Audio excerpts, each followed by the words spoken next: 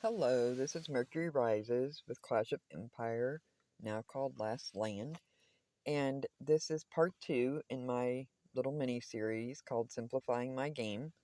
I am in my K397 C26, and I will be upgrading it to C27 on Friday, and hopefully be able to speed it on Saturday for Lion Shards.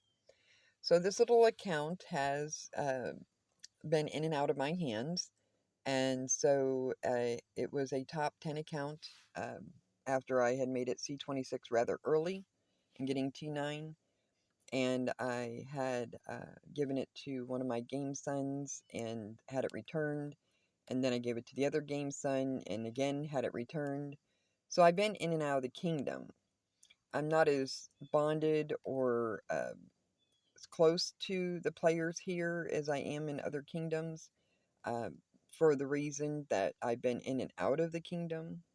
I was going to make it my main account. It's a good account. It has 2 skins and it's been C26 for quite some time. Um, the the castle itself is of course cavalry, as I am cavalry, and the skins that it has is the floaty and then the archer skin, which is the castle, the angel castle. So it does help with infantry health, but it doesn't give me any cavalry stats. So this little account has been quite through the ringer. It's been zeroed, and I had to rebuild some of the T9, and I didn't even realize it until I had been back in the kingdom for a couple weeks, maybe even a month, when I saw that it did not actually have T9 infantry, didn't have spearmen. So I had to upgrade the barracks and get the T9 spearmen out before I could even go to C27. So it's been C26 for months on end, and although it is a strong account and I have improved the rank, it dropped from probably rank 5 to 6 to rank 25, and I think I have it back up to between 15 and 17 in the kingdom, that I may be able to get back up, get it back built, and get it back up to where it could fight throne, which would be the real goal. Probably one of the 2 most important things in my game for me personally is to have rank that I would be important in throne and towers, and to be a mentor and teacher to the newer players and help them reduce their cost in, or the free to play, to help them have a little bit of an edge to compete with the spenders.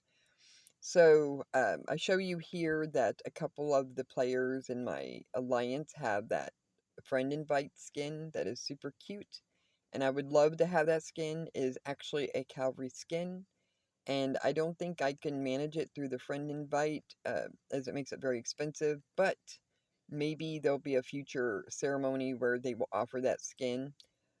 They have done that previously where they'll have a holiday event that has a certain skin, and then later on in the kingdom, they'll bring that castle skin back for a ceremony to where other people can get it or try for it again. So I'm just going to doing regular things, and then in the latter videos, I will show you the details of this account, and then that way maybe you would be able to give me some input on what you think. Like I said, it would be a big advantage to cut down to 2 kingdoms and 2 accounts. I was in 5, and I've let those other C30s go that were in C3 or in K313. And I've also let my 430 go. I was going to trade one for the other, um, but like I said, I have a dual player in my 368 now. So I can fight weekends sometimes now, and so that will help the accounts a lot. But I can't play 4 at once. I can't fight 4 at once. So I don't know that I will or won't.